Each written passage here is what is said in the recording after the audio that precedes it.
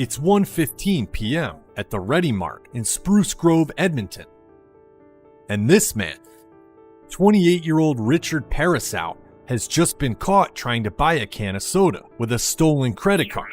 Police have been called in to arrest the man, but he's not going quietly.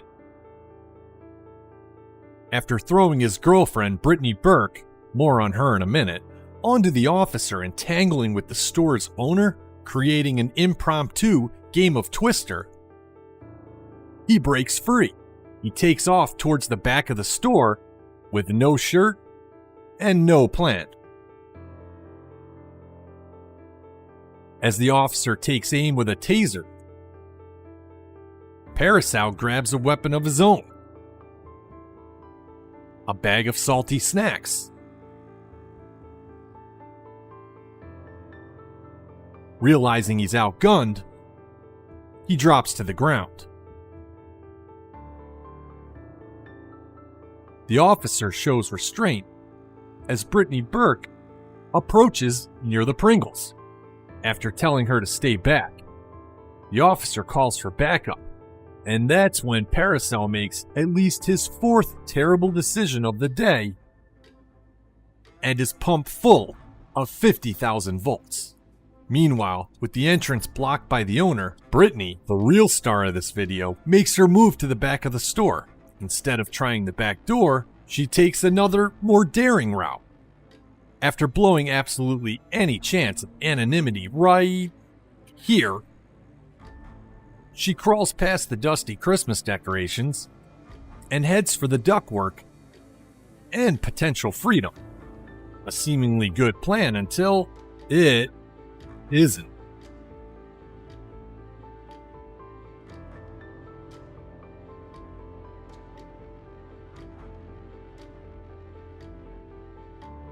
After using aisle 5 to break her fall, Burke miraculously walks away and finally decides to surrender. Backup arrives and both Parasow and Burke are arrested. As the store's owners pick up the pieces of their ceiling, Parasow and Burke picked up 11 charges, including using a stolen credit card, resisting arrest, and assaulting a police officer. Disarray broke out in the Spruce Grove, Edmonton location of Ready Mart around 1:15. The 28-year-old Richard Parasow was apprehended while attempting to use a fraudulent credit card to buy a Coke. When the police arrived to arrest him, he caused a commotion by throwing his girlfriend, Brittany Burke, who would turn out to be quite the character in her own right, at one of them. The shopkeeper got caught up in the confusion, and before long they had an impromptu game of Twister on their hands. Parasow stripped off his shirt and made a hasty retreat to the store's rear. Parasow dodged the officer's taser by brandishing a bag of salty snacks. Being aware of his inferiority, he wisely lowered himself to the earth. Brittany Burke, meantime, made her move, silently slinking past dusty Christmas ornaments and into the ducts. In aisle 5, her audacious plot to flee backfired as she smashed through a ceiling tile. When reinforcements arrived, Parasow and Burke were arrested and the store's owners were left to pick up the pieces. Parasow was hit with a whopping 11 offenses, including theft, assault, and resisting arrest. Taking a more straightforward approach is the alleged suspect caught on camera in this next video released by the NYPD. As she approaches the cashier at this Burger King in the Grand Concourse section of the Bronx, there seems to be nothing out of the ordinary about this customer until she dives across the counter and takes a stab at the open cash register, swiping $250. Going above and beyond the call of duty, additional staff step in.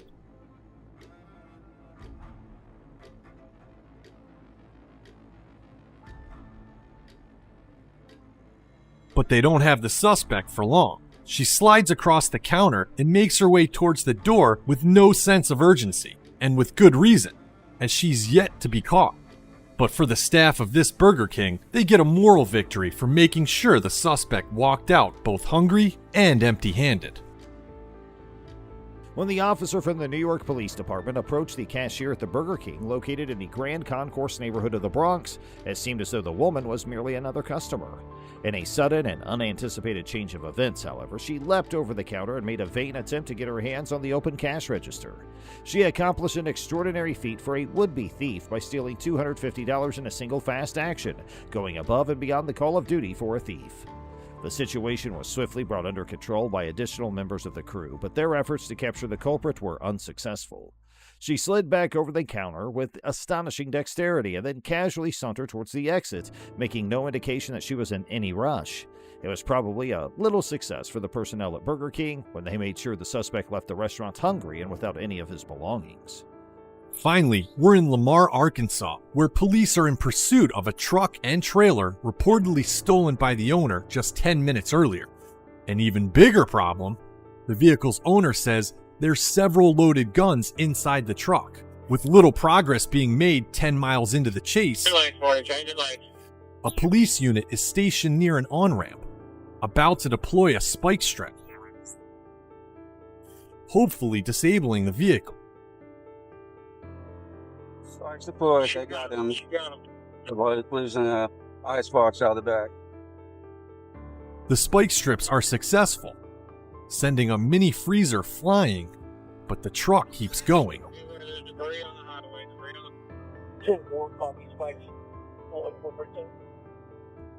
Looks like we got a front driver's side tire, 68 miles an hour, westbound. Then, 2 miles further down the highway, He's on the rim. He's about to come to a stop here soon. Just before the Franklin. We're pulling over in the shoulder just before Franklin County. before the officer can get his car in park, the truck door swings open. It's the moment of truth for this pursuing officer. As the driver exits, they could be concealing a weapon, or not concealing anything at all. Get on the ground! Get on the ground! The driver who just led police on a dangerous high-speed chase is, in fact, a woman wearing nothing but a pair of sunglasses and who knows what on her head. Get on the ground! Get on the ground! Get on the ground! Police tackle the woman and place her under arrest. The suspect, later identified as 48-year-old Deidre Lewis, was charged with aggravated assault, theft, reckless driving, and fleeing.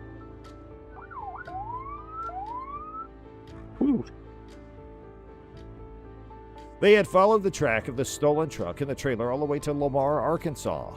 10 minutes after reporting the theft, the owner revealed a more pressing concern. He said that the stolen vehicle contained loaded firearms. Tensions were high when a police team waited at an on-ramp and got ready to use a spike strip after a 10-mile chase. Success! A small freezer was launched into the air by the strip, but the truck kept on.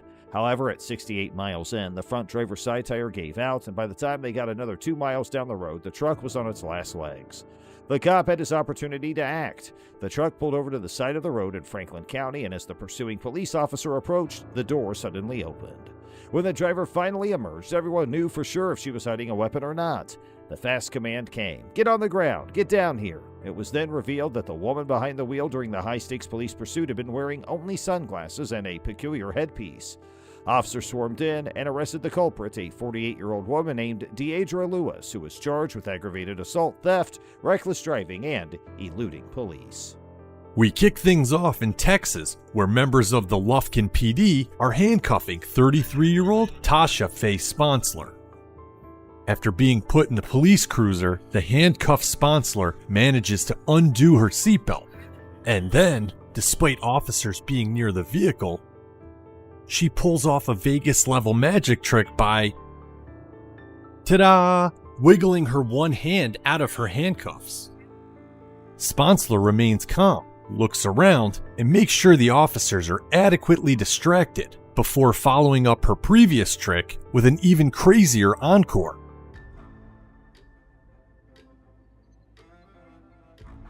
God dang! God! Hey! God! In the midst of Texas, where everyone's attention is focused on Tasha Faye Sponsler and the daring journey that she was on, the officers of the Lufkin Police Department have just finished properly handcuffing Sponsler and are about to load her into their cruiser when an unexpected event takes place. Sponsler first removes her seatbelt, which displays a remarkable level of dexterity, and then she removes her hand from the handcuffs. She makes sure to check around carefully to make sure the police are sufficiently distracted, yet despite this, she has nerves of steel. Then Sponsler plans an encore that is utterly mind-boggling to everyone and would be well at home in Las Vegas. This promises to be an exhilarating journey into a world of bold pranks and unexpected turns, and Tasha Faye Sponsler is set to star as the lead character in this episode.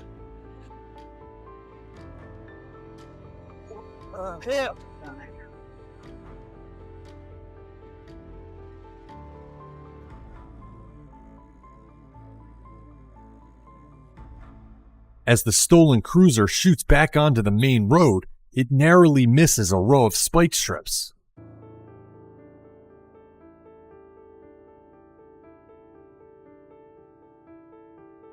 But eventually, the chase comes to a dramatic end.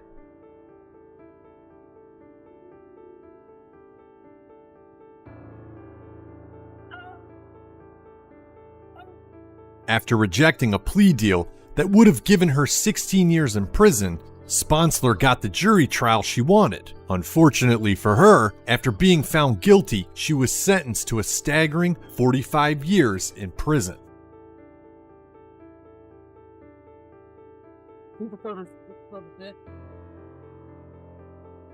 As the stolen cruiser drove back to the main road and narrowly skirted a series of spike strips, the officers who were after it launched into a frenzy of pursuit. The amount of stress that was being endured became increasingly severe with each passing second. The desperate circumstances that the fugitive was in caused her to make a choice that would have severe repercussions. Sponsler was offered a plea bargain that would have reduced the maximum term she faced to 16 years, but she chose to take her chances in a jury trial instead. Her run of good luck had finally come to an end. The judge came to the conclusion that she was responsible for the crime and then stunned everyone in the courtroom by imposing a sentence of 45 years in jail on her. After the spectacular chase was over, Sponsler was left with the sobering awareness that she still had a long and challenging road ahead. A police officer was fired for apologizing to an Army sergeant. The incident escalated in a nearby cafe when the officer and sergeant argued over a misunderstanding. As tensions rose, the cop recognized his error and apologized.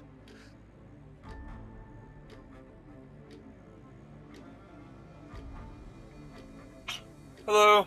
Hey. You know who that is? No. Who's your girlfriend or your baby mama? Lady right here. First of all, that's my wife. Margaret. Okay. Margaret. Okay. Who are y'all looking for? The apology was his downfall, as the cops cited a policy violation for expressing weakness. The officer's termination has divided the community, with some applauding his openness to accept mistakes and others arguing that the department must maintain discipline. The event illustrates the delicate balance between law enforcement responsibility and expectations. Investigate. Right there.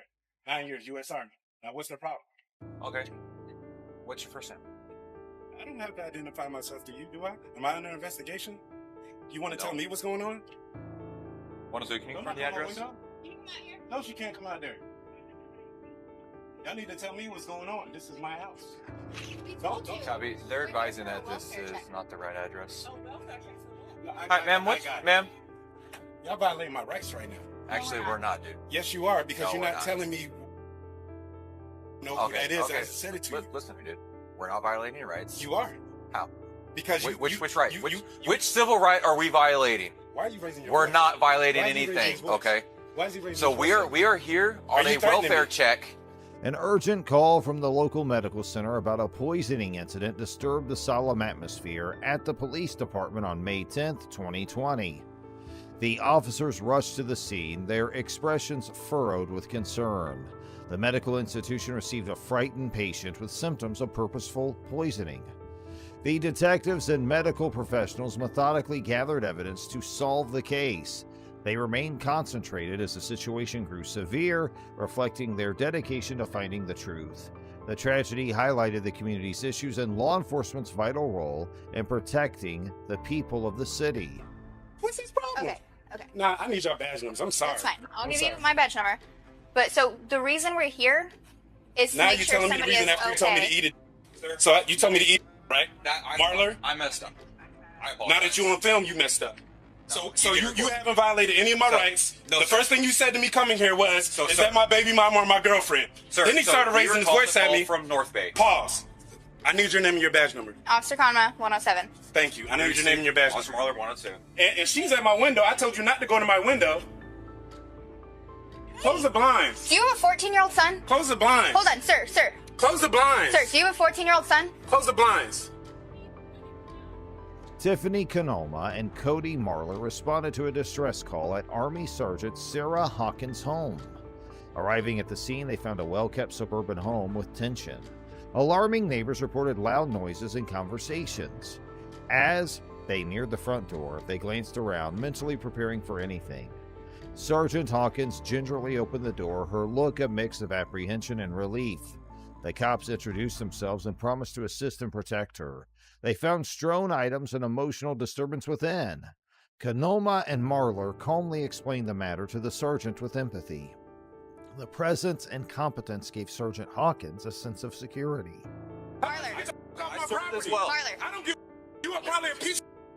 If you served and you telling people to eat, you probably was a piece. All right. You can get out of here. That's what you can do, Marler. You. Okay. Let me explain, because we may You have said been. you told me to eat. Can I explain to you? The conversation revealed that their quick response had diffused a potentially developing scenario, emphasizing the importance of law enforcement in maintaining community peace. As cops yelled at Sergeant Hawkins, the precinct was tense. Raised voices and colorful language broke the customary decorum as the precinct walls seemed to absorb the intense argument. Officer Marler, who violated department regulations, was the focus of this verbal altercation. And our dispatch. So we got a call that we need to.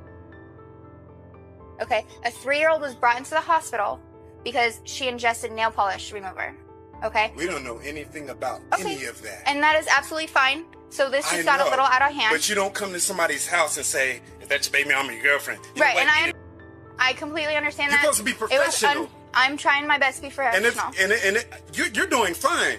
But that Okay. guy, I don't know what side of the bed he woke up on. Had him Put sent yourself away. in my shoes. 2 cops knock on your door. Boom, boom, boom. I'm in there having a good time with my wife Okay. of 5 years. Marler was chastised by Sergeant Hawkins, known for the strict discipline, for his unprofessional language and behavior. This incident revealed a wide rift between the seasoned officer and his colleagues, showing how a law enforcement unit's values and expectations clash. The precinct was forever changed by the incident, which stressed the need for following departmental procedures and remaining professional even in stressful times. Officer Marler has apologized for his recent behavior, which gained public notice and sparked concerns. So Y'all want me to quote what statute you guys are violating? I'm not one of those people, but I'm pretty sure I can go on Google and see if we this have is every legal right what to be you here did. to check on somebody, and you have the right to Google us and make sure. So you have Okay. the right to be here and check on somebody, right? Yes, Did I have to come out my door? you did not. We needed to come Exactly. check. The formal statement apologized for any discomfort and pledged to uphold law enforcement's highest standards. The government soon issued a statement recognizing the occurrence. The statement stressed the necessity of following a stringent code of conduct and their commitment to ethics and professionalism. It also informed the public that internal measures will be implemented to resolve the issue and prevent repeat accidents. This reinforces the department's commitment to building trust and respect between officers and the community they serve by emphasizing law enforcement transparency and accountability. Loveland Police's wrongful arrest of Karen Gardner has outraged the community and beyond. On June 26, 2020, cops apprehended and confined 73-year-old dementia patient Garner for trying to exit a Walmart without paying $13.88. The officer's wrist lock and shoulder pressure caused Garner to dislocate her shoulder, break her arm, and other injuries. Later publication of body camera footage fueled public fury. The incident emphasizes the necessity for law enforcement mental health training and awareness. The Loveland Police Department was criticized for its response, prompting calls for accountability and reform. 73-year-old Garner, whose dementia affected her memory, was confused in Walmart's fluorescent aisles. She stumbled toward the exit with a few unpaid things, her wrinkled brows showing her diminishing awareness. The store security guards gently intercepted Garner, seeing the weakness in her eyes. An understanding staffer guided her back to the checkout amid the chaos. Garner's brief attempt to disappear revealed her dementia and the difficulty memory loss causes. Officer Austin Hopp responded quickly to the emergency call. He fought Garner and restrained her with determination. Hopp used controlled power and professional urgency to control the issue.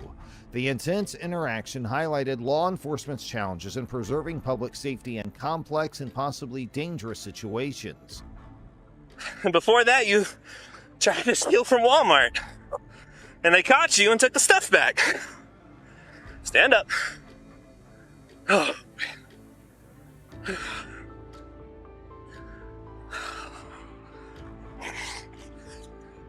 I'm not going. Why are you fighting with me? And why are you trying to slip the cuffs off? I'm going home.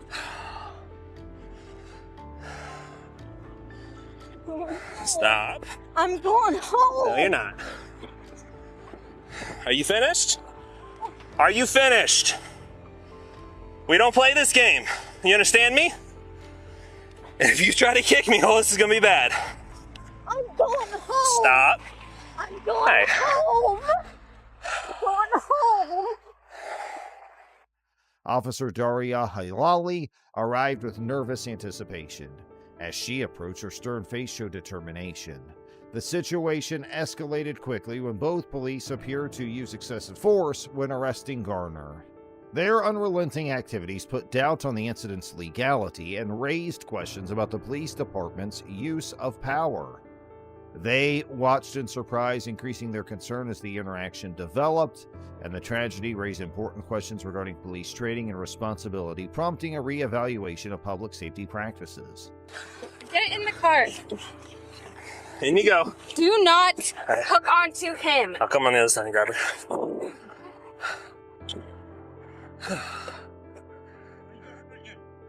What's that? Where's your sergeant? Huh? Who's my sergeant? Yeah. Okay, well, first, I can tell you that. Sergeant Metzler, he's at the police department. You can go talk to him if you have an issue. Yeah, give me your car so I can put a report. Okay. I see you there, how you throw the little kid. Little kid? Well, I don't know. He's not a little kid. And this is what happened. He was just walking, and I see you how you grab him. Stole from Walmart. Officers ignored mental health regulations when treating Gardner. Their unwillingness to recognize Gardner's condition violated vital policies protecting vulnerable people. A regretful and avoidable escalation occurred due to her mental illness being ignored. Law enforcement might have avoided this tragedy with better training and mental health knowledge, underscoring the need for better awareness and protocol when dealing with mentally ill people. After the disturbing occurrence, Loveland settled with Garner for $3 million. Whole situation, that's the thing. Yeah, you know, but it's like... But knowing the situation, do you feel differently now? Oh, yeah. But that's you know, it. like seeing it from there, that guy just walked in. Yeah, I get that. Know? I get that. So when I went to go grab her and talk to her, she started running, leaving, pulling away from me, trying to fight me. Well, that's the thing. I didn't see it running, Exactly. So before you go to a snap judgment, you gotta get all the facts. But right here, she wasn't running. I get that. I see her walking right there. You pull over. I gotta deal with this. You hang tight, okay? Get your feet in the car. The city's decision shows its commitment to restitution. The settlement honors Garner's experience and takes accountability and justice forward. This shows the power of fairness and transparency in difficult situations. The agreement stresses the city's commitment to healing and progress by making the neighborhood safer and more inclusive. ATF agent James Burke's arrest shocked law enforcement. The episode, which was quite intense, involved corruption and power abuse. The agency's reputation was tarnished by the arrest. Once admired, Burke now confronts legal challenges and public criticism. The incident emphasizes the necessity for law enforcement accountability and transparency to reestablish public trust. As the judicial proceedings continue, doubts about Burke's activities and their impact on other cases remain. Get on the ground! Get on the ground now! Get on the ground! Get on the ground now! federal agent. 917-110-3. I'm a federal agent. Get on the ground! I'm a federal agent. Why wouldn't you show me your ID when I got here? Don't move forward. You didn't ask for it. You didn't ask for it. Get on the ground. We'll figure it out. Columbus police officers Joseph Fiji and Kevin Winchell arrived at a disturbance with seasoned vigilance. The darkly lit alley with its muffled bustle was illuminated by the flickering street light. They advanced with solid steps and quick looks to assure safety. Both cops showed determination and prudence, demonstrating their years of service. As they approached, anxiety grew, preparing to reveal the nighttime mystery. Agent Burke automatically reached for his federal badge as he stepped forward to assert his authority. Officer Fiji's gruff voice ordered him to the ground despite his clean suit and confident posture. Burke's jaw tightened as he analyzed the situation, his badge gleaming between the need to show his credentials and the officer's demand. His eyes flickered before he complied, a planned move to defuse the conflict and balance power and cooperation. Federal and local law enforcement jurisdictions are different yet linked. The FBI and DEA have jurisdiction over cross-state matters in federal legislation. They handle terrorism, organized crime, and narcotics trafficking. Police and sheriffs in counties and municipalities address crimes within their boundaries. Law enforcement requires collaboration between various institutions to ensure public safety while respecting their authority and legal frameworks. Agent Burke's defiance changed when Officer Fiji, resolute and determined, led with a charged taser. The car! Why would you make us do this? I didn't want you to. I wanted to. Wait. No, you knew what you were doing. Sir, calm down. Relax. Sir, hey, guys, please, just talk to me for 1 second, please. Get in the car. No, we'll talk later. Sir, wait. You had your chance. No, I was trying to give you my creds. You didn't let me show them to you. Never once tried. I did. Get in the car. Wait. Now! Have a seat. Please, wait, I gotta breathe. Okay, Please, sir, let me breathe. Sit down and breathe. Let me breathe. I have a medical condition. We're gonna get air to you. Get your legs in. Get your legs in. We're closing this door. Sir, get your legs in. I need air. Sir, please, call an ambulance. I'm asking for an ambulance. We got a medic coming. Get in the car. Officer Fiji's vigor and determination seemed to melt Burke's resistance. Tense expectancy lingered before Burke's determined posture broke free. Burke's submission was unavoidable due to the overwhelming force. The scene was filled with relief and submission as the taser stopped, ending Officer Fiji's determination and Agent Burke's defiance. Agent Burke reportedly conducted a firearm follow-up at the scene. The Bureau of Alcohol, Tobacco, Weapons, and Explosives, or the ATF, enforced federal weapons, explosives, arson, and alcohol and tobacco trafficking statutes in this case. The ATF's role assures strict firearm distribution and use regulation. As the operation proceeds, Agent Burke's involvement and the ATF's goals will become clearer, revealing their efforts to protect public safety and federal regulations. The complainant's unwillingness to open the door reflected their Fourth Amendment attitude. They refused the authorities' admission request, citing the Constitution's ban on unreasonable searches. This principled approach highlighted the fragile balance between individual liberty and police enforcement. As anxiety rose, the scene captured the spirit of the Fourth Amendment, demonstrating the importance of private rights in a security-conscious culture.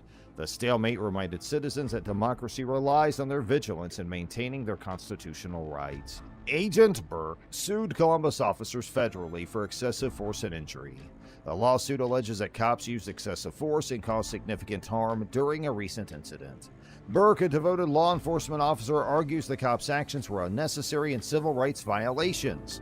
Burke's situation epitomizes police misconduct and accountability debates.